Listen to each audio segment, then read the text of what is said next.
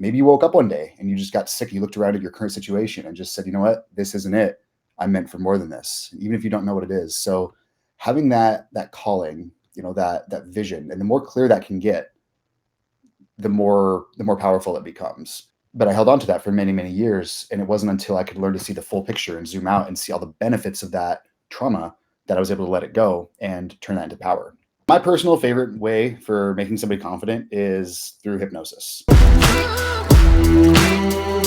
Over the course of my life and career, I've discovered the power of consciously investing in mindset and personal development. It has been a true game changer for me in my personal and professional life, and I'm extremely excited that you decided to join us today to take one step forward in your own life.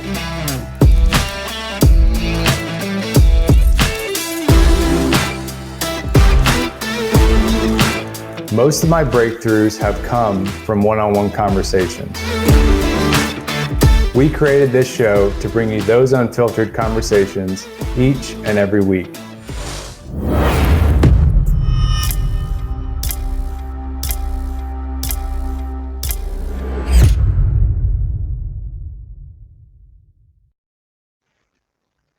Good morning, good afternoon, Merry Christmas, Happy New Year. We're at an exciting time of the year for many people. Welcome back to the Connected Mindset Live. I'm your host, Greg Tomczyk. We're gonna have an incredible conversation today, diving into a lot of the things that myself and Mr. Zach Paul have been through throughout 2023.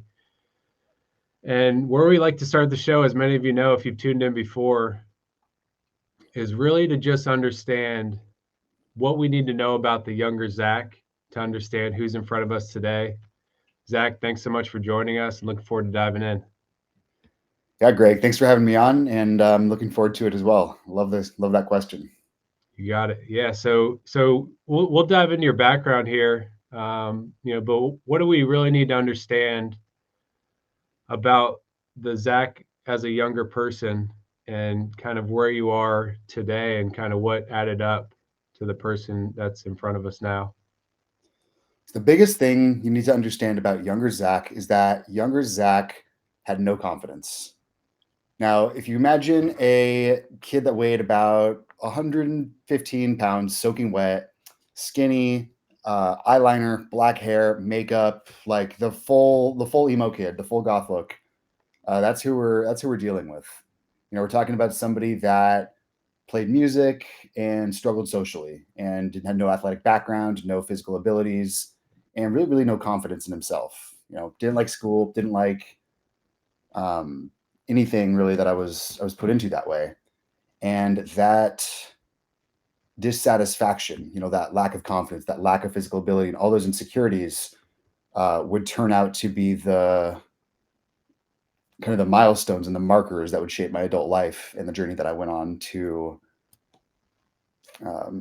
develop those parts of myself that were not developed. What do you think kind of drove you? Because it sounds like you tried to live outside of what the societal norms, put you in, right? You put yourself in situations where maybe you didn't want to fit in the way everybody else wanted you to. What kind of drove you to that direction? If you kind of, look back and think about, what drove you to music or what drove you to other things that maybe other people didn't want, to make themselves associated with, I guess you could say. So I got into music actually as a kid. My dad's a lifetime guitar player, musician, and I actually learned a lot from him. He gave me my first guitar or let me play his. And so that's how I got into music. And so music just kind of became a part of my life. And it was always my creative outlet. It was always something I really enjoyed learning and doing. And it interested me far more than the sports. I attempted to play baseball a couple of years, but I was just unathletic and didn't have anything, that I could really, really bring to compete. Other than this attitude of, I will not quit. I will not give up. And I got up there, I never really fit in with the jocks, the athletes, the mainstream kids, the mainstream society. I got into baseball in middle school after most kids have been playing for many, many years. And I got up there and, I remember standing up there and getting up to the plate, looking at the pitcher, and got my bat and my stuff on. My heart's racing and I'm freaking out. And I've done some batting cages, and he throws the ball and I just take a swing at it and strike. Right. And I just feel myself get paralyzed by fear. And the next two balls go by, I didn't even swing at them. And I spent actually, that at bat was pretty typical of my entire first year, where every single time I'd get up there, I was just paralyzed by fear. I was too scared to even swing at the ball most of the time. So I'd either get walked if I was lucky, beamed on occasion, or strike out most of the time. But every single time I got back up there and I kept trying, and I kept trying, and I kept pushing through the fear. And even though I couldn't always find the courage to swing, right? Even though I couldn't always make it through that next step, I still kept going. I got up there and I still went for it. And my very last at bat of my very first season, I finally took a swing at the ball, hit it, and got on base. I can't remember if we lost the game or won the game. It actually doesn't matter. But to me, that moment of just like persevering through an entire season of pain and fear and discomfort and humiliation of being the guy that wasn't swinging at the ball, but to still be there standing at the end and finally do it was a huge, huge moment for me. And so, even though I didn't fit in with the normal interests and what everybody else had, I also had something that I didn't see from a lot of other people, which was that will to just keep going and succeed no matter what. Yeah, I love that. And how many, when you look at kind of society overall, how much of the percentage quit before they even get to that point into the season where they have that light bulb moment of, holy cow, I didn't give up and it worked out? So most people don't even try. The sad reality of our society is that, for everybody that's willing to get up there and swing at the ball and strike out and, suffer through that over and over and over again, there's a lot of people that would get up there their very first time, have a bad experience and say, this isn't for me, and give up and walk away. And this is how most people live their lives. Most people are met by failure, by setback, by other people's negativity, by whatever it is that they don't have success. We're sold this dream of, it's going to be easy and you get overnight success the very first time. And if you want it bad enough, you'll just get it, right? That's the secret. You just want it really bad. We'll come back to that because the secret law of attraction is absolutely true, but is also completely misunderstood. Mm-hmm. But, there's this societal narrative where if you just want it bad enough, you'll get it. And people get up there and then they get this little bit of failure, right? Their first taste of adversity, and they just crumble like a cheap lawn chair and said, this isn't for me. Maybe I'm not good at this. Maybe it's genetic. Maybe it's my race, my gender, my ethnicity, my background, whatever it is. And they'll move on to the next thing. And most people drift through life just completely adrift and to failure after failure after failure without sticking with something long enough to actually see it through to the end.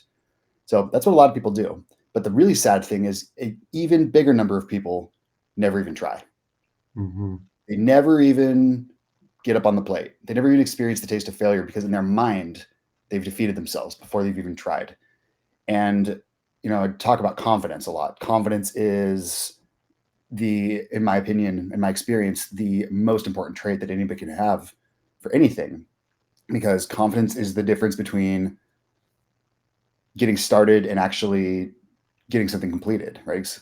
Confidence is the outcome that you see happening. And a lot of people say, I'm not confident. A lot of people think they don't have confidence, right? The person says, I want to play baseball, but I don't think I can do it. So they don't even try. That person's still confident, right? Don't get me wrong. That person's still confident. They're just confident that they're going to fail. Mm-hmm. They're confident that they can't do it. And so if you're confident that you can't do it, then they're not even going to try. And so most people defeat themselves in their minds by being confident that they're going to fail, and they never even try.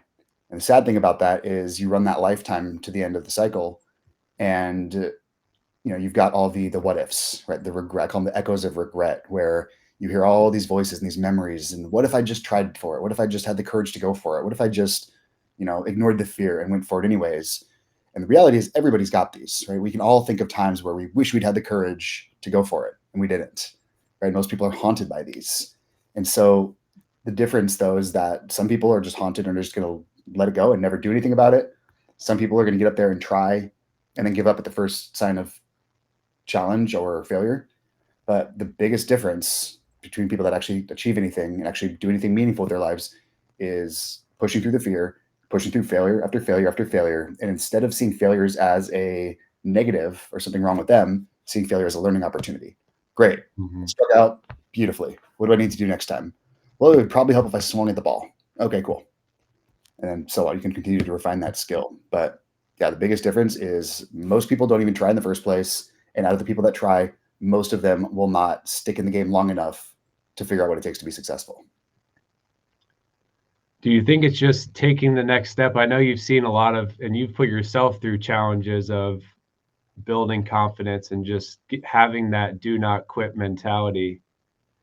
Do you think in order to get out of our minds where we get that debilitating fear, it's really just taking that next step? Or is it bigger than that, having something that's driving you, that's bigger than yourself, that allows you to take that next step? The most potent, powerful force for motivation to push yourself through discomfort is having a vision, right? Is having a dream, is having a calling, right? If and I'm sure you can relate to this, and a lot of your listeners can too. But we feel the calling, right? Maybe it's always been there. For me, there's always been something in there. There's this. I can't quite put my finger on it. I don't know exactly what it is, but I feel it, right? It's something bigger than myself. And I know a lot of people that have experienced something very, very similar. Maybe you woke up one day and you just got sick. You looked around at your current situation and just said, you know what, this isn't it. I'm meant for more than this, even if you don't know what it is. So having that calling, that vision, and the more clear that can get, the more powerful it becomes. But sometimes it is just that calling, that yearning of the heart, knowing that there's more and I want more and I'm meant for more. And, whether or not you believe in God or a higher power or blind dumb luck of evolution, doesn't matter. There's a million ways to get there, but and personally, I'm a spiritual person, so I believe there's a higher power, some sort of higher calling, some sort of higher energy. I don't claim to understand it, but I believe there's forces far, far greater than us at play here. And when you really, really learn to tap into it and listen to those and kind of accept who you really are, because I believe everybody has the potential, the capability of doing these things, but there's a weight. I call it the shadow of fear, right? There's this heavy, heavy weight, this fog, this I want to do something, but I'm not sure what, and it's too dangerous to go out there, so I'm never going to try. And meanwhile, we're plastered with media, social media, news, and all these different things that are designed to keep us feeling fear, fear, fear, fear, fear, fear. So a lot of people get weighed down by this shadow of fear. And the crazy thing about it is it's not real, right? It's a shadow. You can see the scariest shadow in the world, but it's still just a shadow. It's not real. And fear operates in the same way, in that it's our brain, it's our mind's expectation of a terrible outcome, the worst case outcome. An outcome so terrible, it's actually unlikely to happen that way. A lot of times this outcome is so bad, there's zero chance that it actually happens that way in the real world. But that fear is so big, it's so scary that we can just get lost in that shadow and all the what ifs and all the reasons not to. And that's the biggest thing that holds people back. So the way to get through that is to feel your calling. And I believe everybody has one, if they're being honest with themselves. Mhm. Feel that calling and then move towards that vision every step of the way and just follow that light. And you don't always know the direction to go.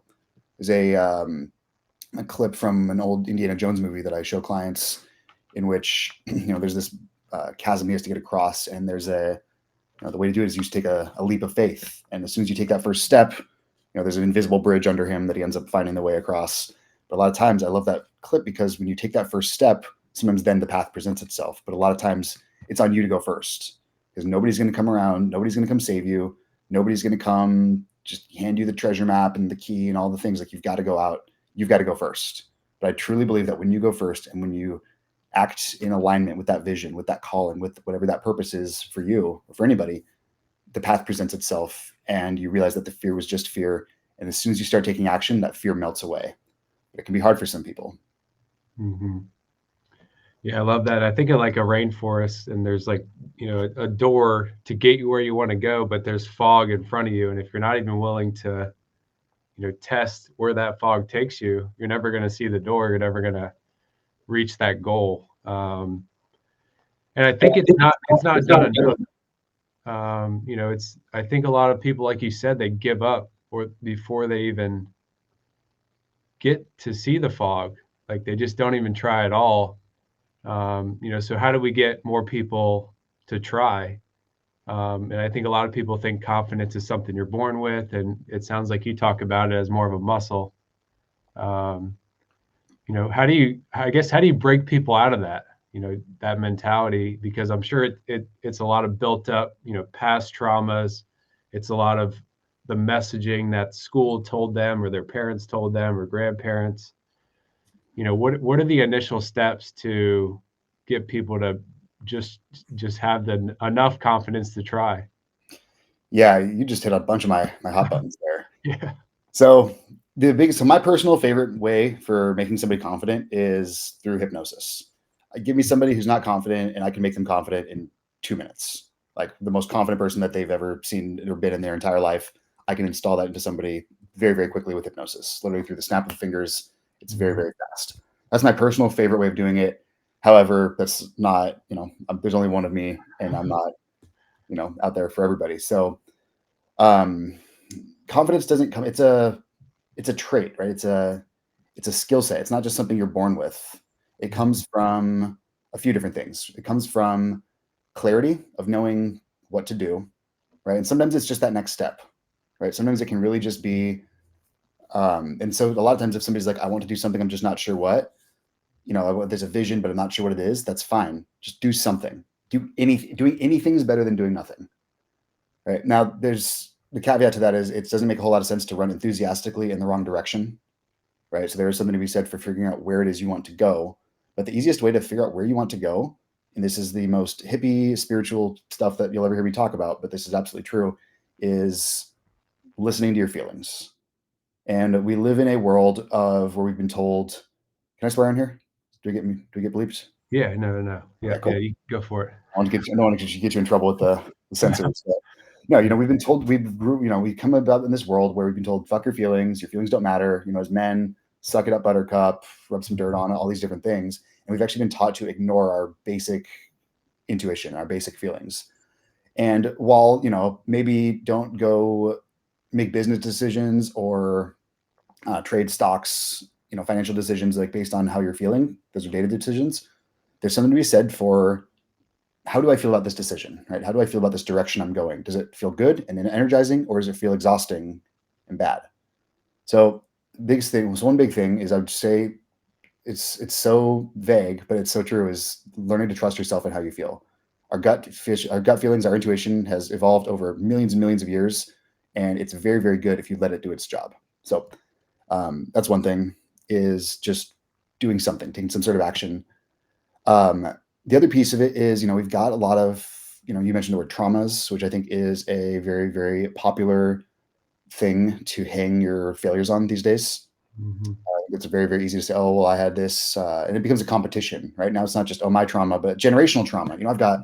I'm a fifth generation of this poverty just runs in our family, right? Or name an excuse, right? And trauma, you're talking to somebody who has literally had a traumatic brain injury and been in a coma for 3 days and had to reteach myself how to talk and how to walk and rebuild my life. So yeah, I know trauma very, very well. I don't find it to be a very useful excuse or useful story. And really all trauma is, there's people that'll tell you trauma lives in the body, even though your cells regenerate every few months to years. So that doesn't actually scientifically make sense. But all trauma is it's a story. It's some stressful event happened. It was a stress that the brain didn't know how to handle. And so the brain keeps looping on that event, hoping to resolve it.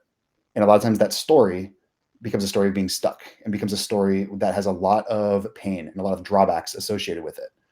And as long as the drawbacks and as long as the pain outweighs the benefits, you'll stay stuck in that trauma loop forever. Right. And this is why you have people that have decades and decades and decades of trauma that they've never let go of, even though physiologically there's no mechanism for it. It's all in the mind. It's all in the brain. So to let go of trauma, to let go of anything that's holding someone back, the key to that is to look for the benefits that you don't see there. And as soon as you can look for the benefit, okay, cool, this terrible thing happened, but as a result of that, oh, I learned, actually, I got these skills and I got these experiences. And because of that, I'll use myself for example, right? I had a brain injury, cost me my career as a Navy SEAL, cost me my physical, mental health, almost committed suicide. I mean, I can go on and on about how terrible it was.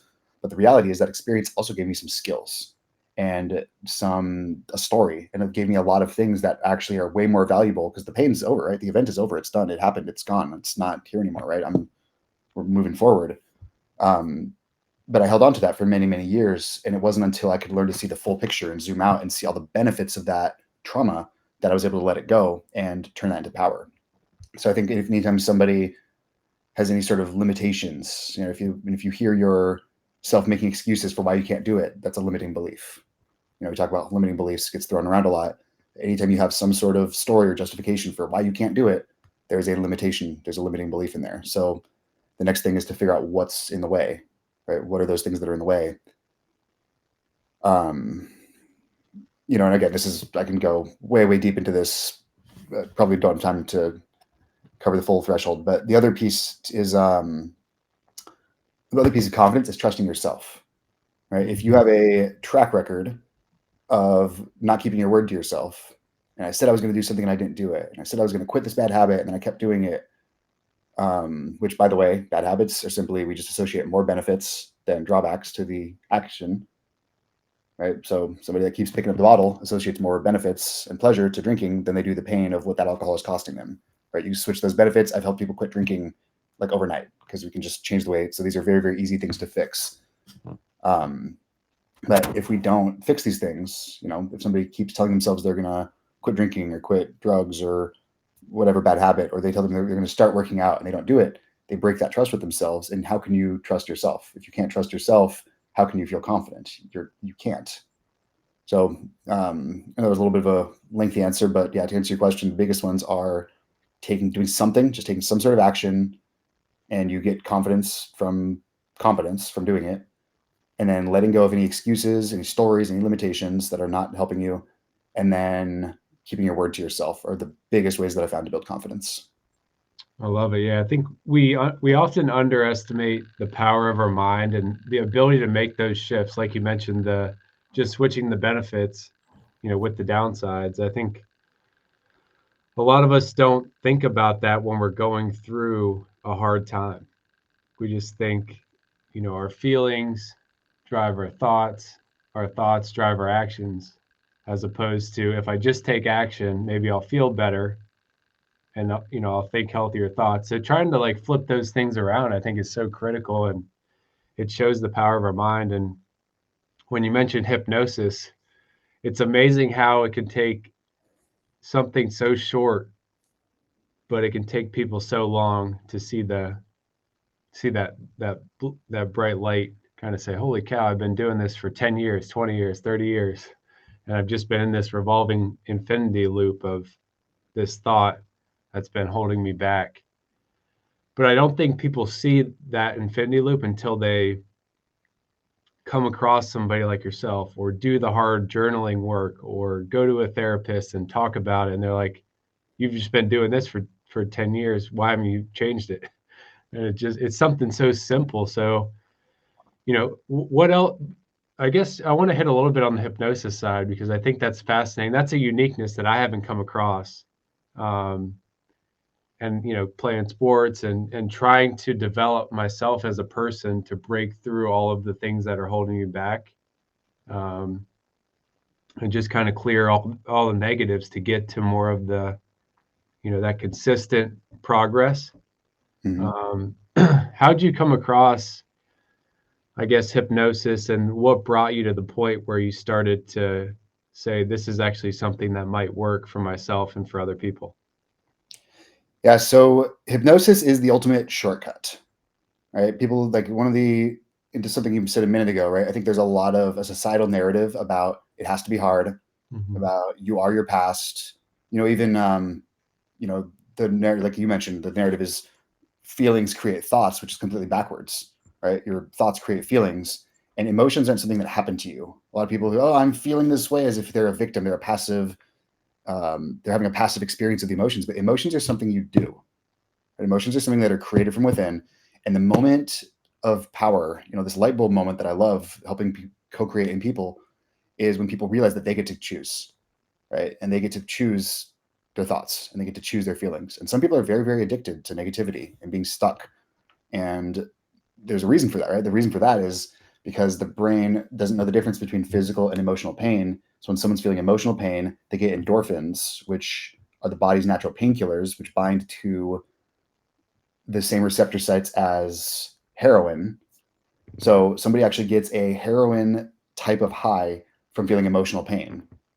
And so if somebody gets this high, this endorphin, this, that runner's high, right? When you see the guy running on lap mile 23 of a marathon and just the dumb smile, hey, I'm having a good time, right? It's endorphins, right? They feel awesome. If you've worked out for any little period of time, you get it. When you sit in a hot tub, you get them. So you get a little bit of a high from it. So people, they're not aware of this. Nobody knows that they're doing this, but people get negative events and they think negative thoughts and they feel emotional pain. Then they get painkillers and they get a little bit of a high from it. And then this is how people literally get addicted to negativity and addicted to the struggle, right? It's unfortunate. I think the biggest thing about it, there's just not a lot of education about it. Even the therapy industry, the psychology industry, it has a success rate for about 1 out of 4 people, give or take, depending on the study you look at. But even a lot of these modalities operate under the assumption that these are medical conditions and you're stuck with this for life, as opposed to they're just temporary conditions that you're experiencing because of what you're going through and because of the way you're thinking about it. That's a whole different can of worms. But to come back to hypnosis. So, and the reason I'm so passionate about this is because, after my accident, after my, all the stuff I was going through, I spent a lot of time in therapy, and I spent a lot of time taking drugs and going to doctors and doing all the things that they said to do and not getting any better. It just folks spinning around the problem. Right? There's a problem here. There's some stuff I need fixed, and just circling it just forever, and spending however many hours talking about the problems. Right? And I tried the journaling and doing all the things, but the brain doesn't want to change. Right? The brain has a collection of beliefs that so far have kept you alive, and so the brain says, and the brain doesn't care about anything other than keeping you alive. Doesn't care about you being happy, fulfilled, having good relationships, being healthy. It doesn't care about any of that as long as it's keeping you alive. And so the brain takes whatever collection of beliefs that you have right now and says, those are good for survival, therefore I don't want to change them. This is why it can be so hard for people to change a cycle. And even when someone's like, I know I have this problem, but I can't fix it. This is why, because the brain does not want you to fix it. Because deep down in the subconscious, there's a belief that those beliefs are good for survival. And if we go muck with those, then you could be vulnerable to getting eaten by a saber-toothed tiger. Right? It was the biology, the hardware, the software. Like, we've got this, right? Thank your ancestors, they kept you alive, but now we've evolved, or we've inherited their operating system. So the reason I like hypnosis is because hypnosis is the shortcut.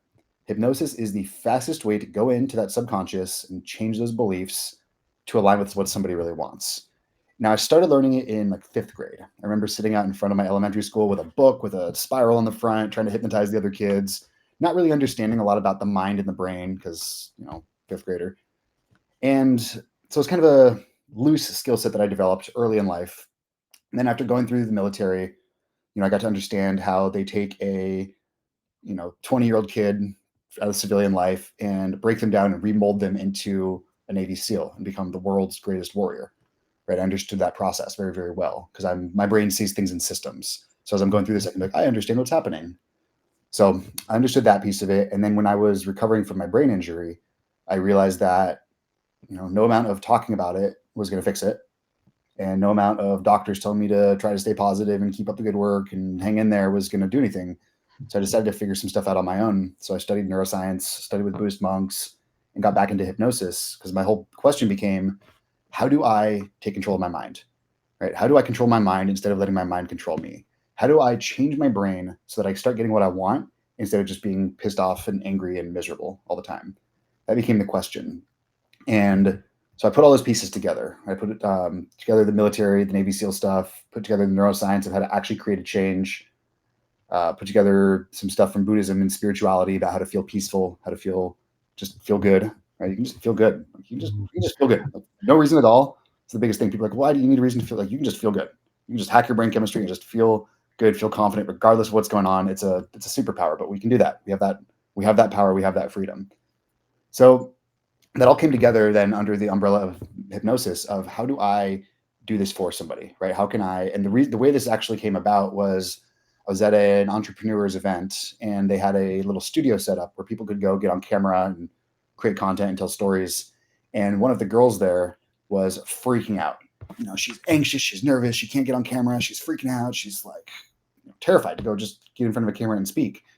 And all of a sudden it clicked. I'm like, oh, I can fix this. And without even, I didn't tell her I was hypnotizing her. I just took her through a quick little thing and less than 5 minutes later, she's up on camera, feeling confident, telling her story, like just complete. And all the people in the crowd were like, "What the fuck?" And she's like, "What just happened?" I'm like, "Oh, maybe I should do this more." And then I was like, "Okay, let's because I haven't visited this in a little while. Let me see what this thing can really do." And I've been able to remove 20 years of childhood trauma in like 20 minutes. I can get rid of depression, anxiety. I can just install confidence into somebody. Gotten rid of ADHD, anxiety disorder, like panic attacks, Tourette's syndrome, turned around suicides, turned around divorces, like name it. The only thing I'm not sure if I can do is schizophrenia is the only thing I haven't like tested as far as like something that we can do, but everything exists in the brain. If we can go in and change those beliefs. And the thing is, if somebody wants to change their beliefs, right? If somebody's like, "I'm a skeptic, it doesn't work on me," I'm like, "Yeah, you're right. It doesn't work on you. Cool. I'm not here to compete. I'm not here to convince people that think they're right and think they know everything about how the world works that they're wrong. They are free to have." One of my big things is I like to let people be free to have their experience. So if somebody wants to be skeptical and know how the world works and know how it is, I say, great. If that's working for you, you got it. Right? But to somebody that my favorite person is somebody that's like already found some level of success. So they've already demonstrated that they're willing to work and do what it takes. And then somebody that's been trying to make a change unsuccessfully because they're probably going about it wrong. It's my favorite people in the world because I can very, very quickly, through kind of my version of hypnosis that I created, just very, very quickly help somebody make those changes and open up and allow them to make those changes for themselves, which is really what it is. It's not me going in and taking control of somebody's mind. It's me opening up somebody's mind for them and allowing them to make the changes that they desire.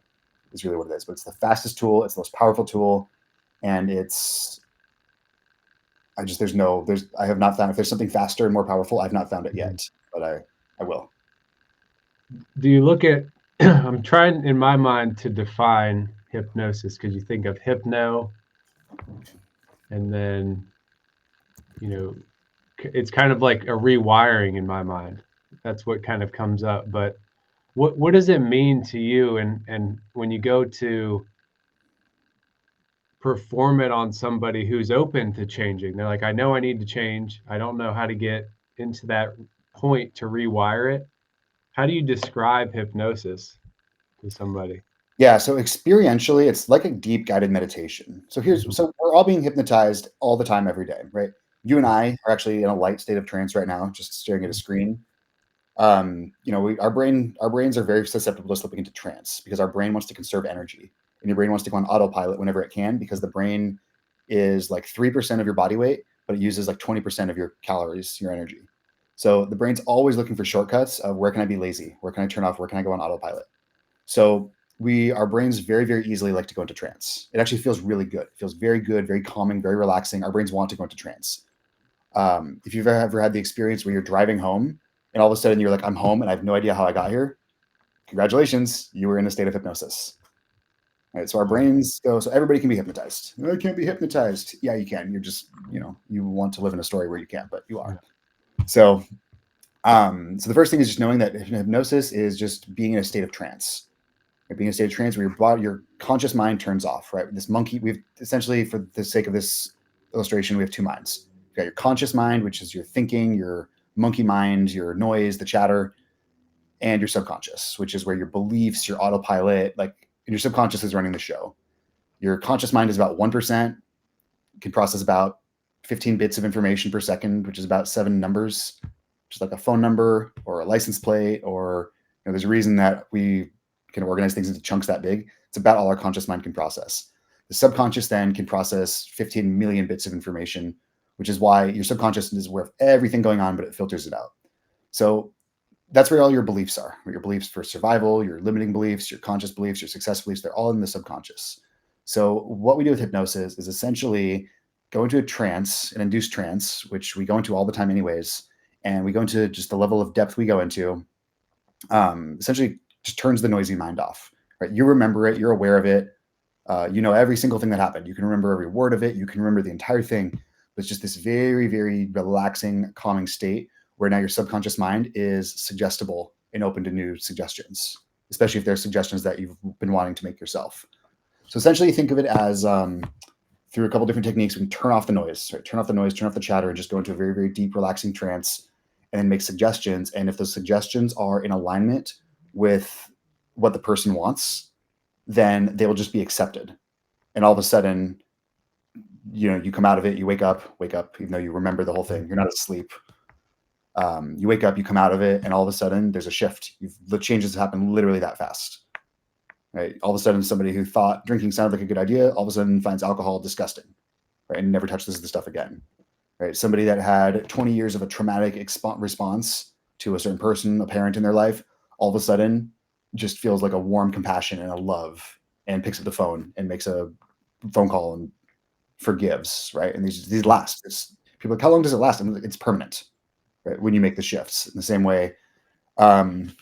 And so that's why I like hypnosis so much, is because it allows very, very fast, rapid changes that stick. Now, there's a lot of times there's layers to this, right? So I describe it as peeling back an onion, where you get the surface level stuff. You're like, okay, I want to quit drinking. I'm like, great. And then we get that, and it's like, oh, okay, cool. Oh, but now I realize, now that that's out of the way, I realize there's this other thing that was contributing to that. So a lot of times, there's a multi-layered approach, and I usually work with people on a more longer-term basis to get big, big, big results that really, really transform. But we can make massive shifts in just a matter of minutes. So that's why I like hypnosis. Yeah. It's the cheat code, it's the shortcut, it's scientific, and it takes advantage of the way the brain's already working, and just puts it to work for you instead of against you. Mm-hmm. Wow. Yeah. I think a lot of companies use it for marketing as well, because they make that initial connection to your brain, and then they sell you something, go get that milkshake, or go get whatever it is to purchase. And they probably I would imagine they have some type of thought that links to hypnosis through their marketing.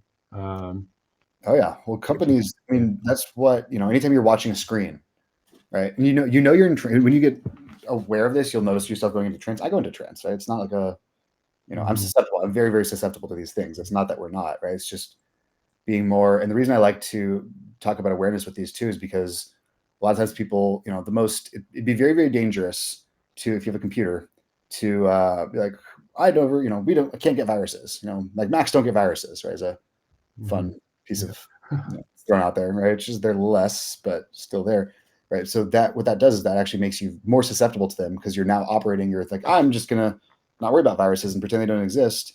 So the same way somebody that's like, oh, so hypnosis doesn't exist, I can't be hypnotized. Those are the easiest people to hypnotize, because they have no defenses up. They have no awareness of it. So if you've ever been to what your point though is, anytime you're staring at something, you're in trance, right? So, it's a great way to go into trance is staring at a screen, staring at a phone, staring at a TV, staring at a show. So where do they drop advertisements? When we're already in trance, right? Yeah. So you're in a TV show, you're watching your show, there's a type of it called eye fixation, where you're just staring at something, just kind of puts your brain in a light trance. So you're staring at a screen, you're watching a story, you're feeling emotional. Right? When you feel emotional, you're in a form of trance. So you're staring at a screen, you're feeling emotional, they drop you off a cliffhanger, and you're feeling very emotional. And then what do? Lights, colors, feelings, suggestion, buy our shit. Yeah. Right? They're using hypnosis all the time. Same with Instagram, right? You're scrolling social media, scrolls, brain's tuned off, and then ad, buy this. Okay. Right. We're very, very susceptible to this all the time. So yes, companies know this. They know this very, very well. And this is how all of our advertising works. Wow.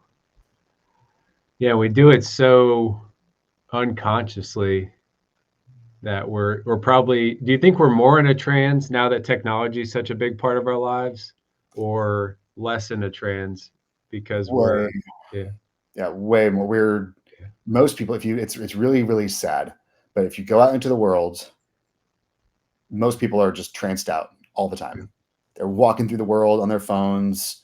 They're not connecting. They're just completely out. And most people are not living in their mind, right? Most people are not living, they're just living, they're on autopilot, right? And the reality is most of our lives are running on autopilot anyway, right? The brain's always looking for, where can I tune out? Where can I just go on autopilot? Most people are just running a loop, right? Most people are running a loop. If you ask somebody why they did something, they'll come up with a rational reason for it, right? Because the conscious mind will justify it. But we're making these decisions emotionally, right? We actually don't have better decision-making power than a mammal, right? We're actually making decisions at a very, very primal level, and then we'll justify it logically. We'll say, if you go talk to somebody coming out of wherever you shop for, Best Buy, let's say, they're buying the biggest TV, and you ask them, oh, did you do that because you saw your neighbor got one and you didn't want to lose status in the hierarchy?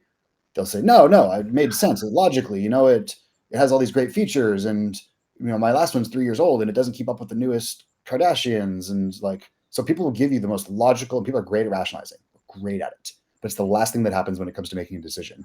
They actually made the decision.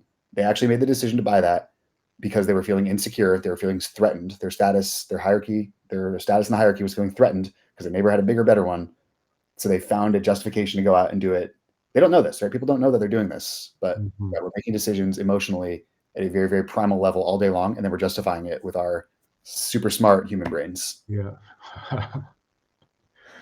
That's amazing. How do we take back control? How do we get to where, and I think a lot of people talk about like living in the present moment, and if I don't think everybody wants to be in a trance. I think, like you said, they're just outsourcing because it gives them that endorphin rush, or it gives them that feeling of safety, that survival feeling.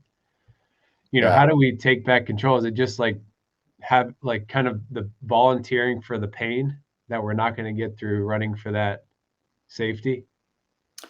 Yeah. So, to develop a connected mindset, see what I did there? I had to. No, so it starts with awareness, right? It's the number one is just being aware that it happened. Now, I've worked with a lot of clients in like recovery with addictions and things like Mhm. that, right? And a very, very common thing that is celebrated in these communities is they say the relapse is part of the recovery. And so to somebody in I take a very, very different approach to addictions because I don't believe it takes a long time. I believe it takes the right approach to fixing them. But I am also a big believer in people finding whatever approach works for them. So some people do have success with these programs. And one of the things that's talked about is, they celebrate, the fact that somebody actually did go out to the bar and order a couple drinks is actually something to be celebrated because they realized that they were doing it and they caught the triggers and they said, okay, I went and did this. I realized as I was doing it, and I caught myself, pulled myself out of it. So that we don't beat them up for the thing they did wrong because it's also never a useful tool. So we celebrate that. Congratulations, you have awareness. You see the problem right now. So it all starts with awareness. Awareness is the seed of everything else. If you're not even aware of it, how can you make the change? Mhm. So a good way that I like to do this is I'll ask myself just periodically throughout the day, I'll remember to ask myself, I'll be like, am I awake right now? Mhm. And I'll just check in with myself. If I'm really, really like, if I was really starting out, if I was like bare bones just starting out and this is the first I was hearing about it, and I was like, oh, I realize I'm doing this, I would set an alarm on my phone to go off every few hours or even every hour and remind myself, hey, am I awake right now? Just that reminder, just that awareness of putting yourself into it and not expecting perfection, understanding that some of this is a repetition game, right? Hypnosis can do these things very, very quickly, but a lot of time, if you go to the gym, you got to put in the reps and then the rest and the recovery, right? It's a lot of these do take time. So the first step to just waking up completely is just awareness that this is happening, right? And like I said, I'm still susceptible to trance. I'll still catch myself. Oh, I'm scrolling like a fucking dipshit. Cool, Mhm. put that down, right? It's not, you don't become immune to it. You just become better aware of it, right? So the first thing is awareness, and then the next thing is, and I push back against the idea of like slogging through pain, right? Again, as somebody that's lived a lot of my life in pain, gone through Navy SEAL training, done the painful stuff. I've done the pain stuff. It's an interesting experience. I don't find it very useful. And I think one of the other things we've been sold in society is this myth that if I just suffer long enough, if I just reach the suffering threshold, then I'll get what I want. I have never seen that to be true. You can suffer your entire life and die miserable and unhappy without anything that you wanted. That's Mhm. many, many people have that experience, and we're free to have that experience. So I don't find slogging through the pain to be very, very useful. Some things in life are painful. You just deal with them, you accept it as it is, and you try to get out of it. But these negative experiences, right? These painful experiences are meant to show us what we want, right? We have this experience and we say, that sucks. That hurts. I really don't like this. Great. Congratulations. That's a beautiful thing that you just had that experience because now you know what you don't want. So what you do is instead of focusing, what most people do wrong is why most people stay stuck is they focus on what they don't want. This sucks. This is bad. My relationship, my money, my body, my health, they'll just think about what's wrong, think about what they don't want, right? And then they get more of that, right? You focus on it. The universe says, here you go. God says, here you go. That's what you want. You're thinking about it. Here you go. You get more of it. So whenever you're having some experience where it's like, I don't like this, I don't want this, this hurts, great. That's beautiful. Now you know what you don't want. So that you take that and you use that and you shift onto what you do want. And then you just take steps in that direction. And sometimes it's just a single step, right? Sometimes it's just, oh, this is burning. I'm on fire here. Okay, I'm going to take a step back away from the flames. Okay, I'm out of the fire. I'm still on fire, though. I just need to put myself out, right? So a lot of times people expect these quantum leaps of, I'm going to go from 0 to infinity with a snap of my fingers, right? But a lot of times you just got to get one step better, right? Especially if you're doing this yourself, right? You've got to just get a little bit better, a little bit better. If you're at -10, get to -9, then -8, then 7, get yourself to 0. Then at 0, get yourself to 1, to 2, then work your way up to 10, right? That's the other thing too, right? Is we're sold, like, a lot of things I think are easier than we're sold on. I don't think it's as hard as it's made out to be, but you've got to have realistic expectations in that sometimes you just got to do the best next thing. And what's this next piece? It's going to get you a little bit closer to what you want. If you don't know what you want, at least you know what you don't want. So go away from what you don't want and start working towards what you want. So I'd say that's the biggest thing is, one, just awareness of what's happening and that it's happening, awareness that you're asleep, awareness that you're on autopilot, and awareness that your subconscious beliefs are running the show. And you didn't pick them, you inherited them. Some of them are biological. Some of them you got from your family, from your school, from media, from this whole cocoon of life around us. So, but the real moment, the moment that a child grows into an adult, the moment that a boy becomes a man, is the moment that we take responsibility and we say, you know what, I got what I got. And instead of blaming anybody else, and you don't even have to take, it's not even your fault. You don't have to take it on as your fault. There's nothing wrong with you. You do have to take it on as your responsibility. I always tell people, like, whatever happened to you, wow, yeah, that sucks. That must have been really terrible. What do you want to do about it? It's not your fault, but it is your responsibility. And a lot of people just shirk that responsibility and want to stay living in the pain and the trance and the story, whatever they've got.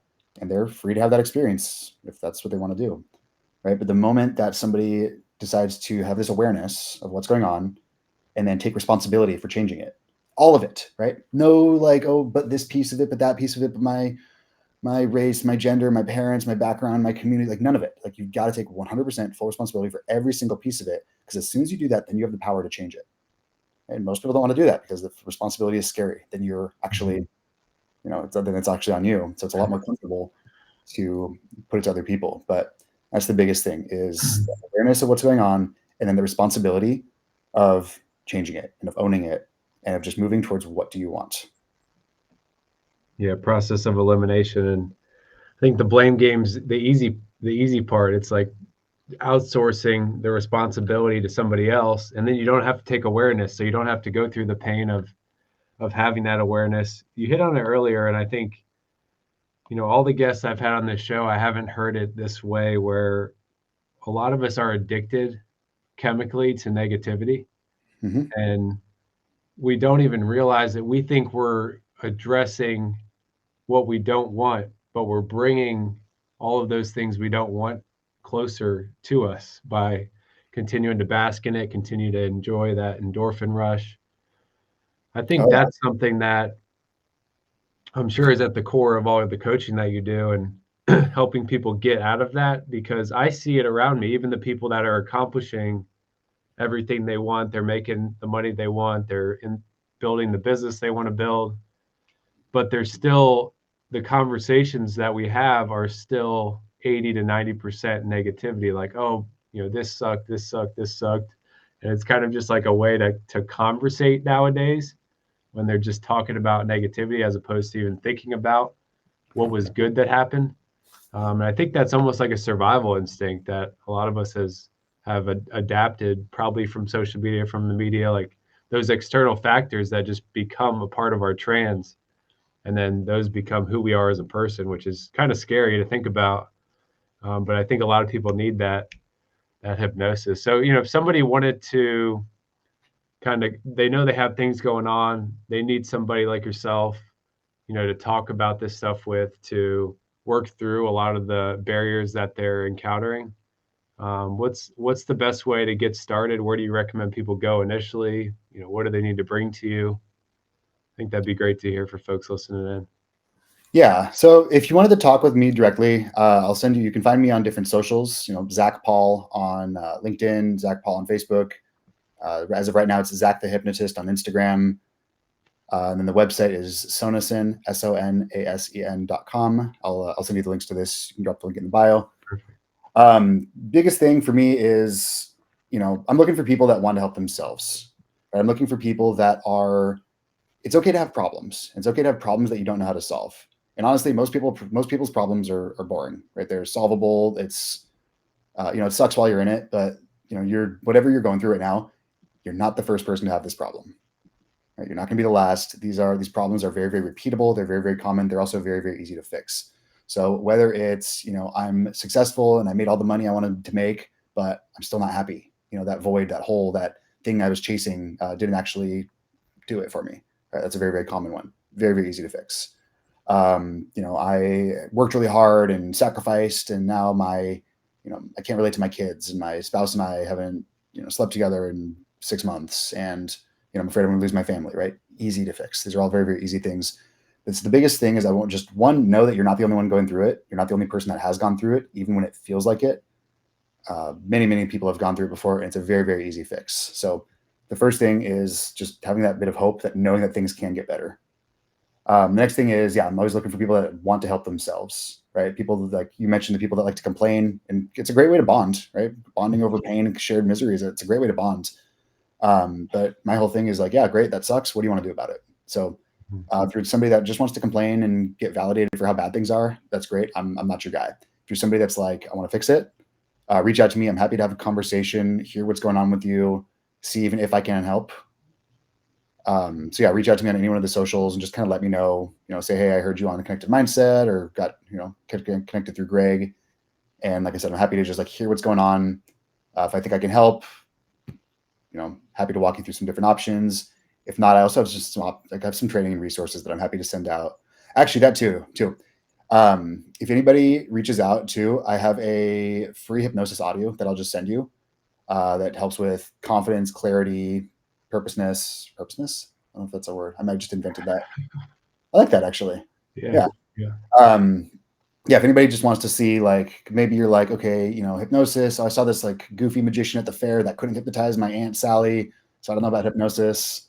There's a lot of entertainers that are in the hypnosis industry. What I do is a little bit different. So yeah, reach out. Like I said, happy to have a conversation, hear what's going on. Happy to send some free resources. And I have an audio that I can hook you up with as well. That will just this one audio alone will change your life. So that's how to get a hold of me. Yeah, I'll definitely drop those in the chat as well as in the YouTube video, so everybody can check out what you have going on. I think free resources like that, the webinars you put on monthly, are huge to check out. So definitely recommend everybody listening in checks out all the great things you're putting out, Zach. And just have the conversation. I think opening people up to just start the conversation gets you 10, 20 steps ahead. Just being open to it as opposed to pushing it down like a lot of us tend to do when we're going through hard times. So I think that's going to be hugely impactful, hugely beneficial. Zach, one of the ways we like to round out the show, and I think we've talked about a lot of different parallels of being connected to yourself, being connected to others, being connected to tools and strategies that you've walked through today. What does being connected mean to Zach today, and how do you hope to leverage that going forward? Yeah. So being connected is sharing your experience, right? Being in your experience as opposed to just a passive observer, right? It's being the star of the movie instead of watching it on a screen.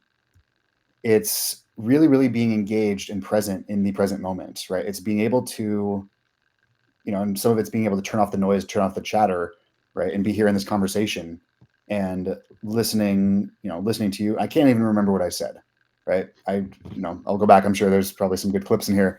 But being connected is just, to me, it's being so present. It's the only way to live, right? Because if we're disconnected, if we've all had the experience where we're at an event or at a social event or a date or whatever it is, and spent the time in your head, right? Just kind of missed the whole thing and missed the experience from being disconnected, right? So I think a big piece, like being connected, is really just being engaged, being present with yourself, with life, with other people. Because at the end of the day, right, life is about other people.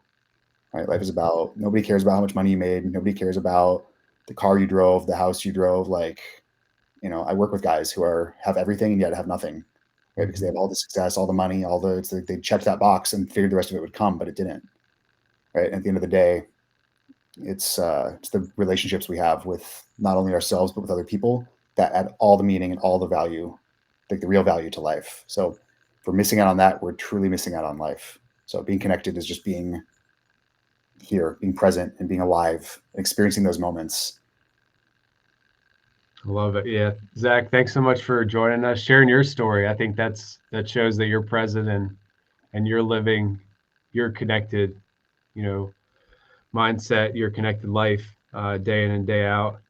So looking forward to continuing the conversation, and thanks so much for joining us. Thanks, Greg. Appreciate you having me on. Great conversation.